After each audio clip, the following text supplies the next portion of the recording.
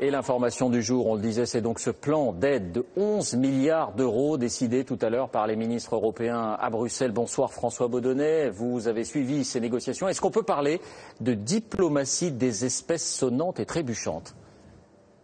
En tout cas, ça y ressemble fort, David. Il y a encore quelques jours, ici à Bruxelles, on me disait « l'Europe n'achète pas l'Ukraine. L'Europe, ce sont des valeurs, c'est un projet commun, une vision. On ne va pas surenchérir sur la Russie, d'autant que nos caisses sont vides. » Aujourd'hui, changement radical de ton. L'Union européenne annonce, vous l'avez dit, 11 milliards d'euros pour Kiev, une partie sous forme de dons, 1,4 milliard d'euros, et tout le reste, 9,6 milliards sous forme de prêts. Or, s'il y a un accord du FMI, les premiers euros de Bruxelles pourront arriver à Kiev dans les semaines qui viennent.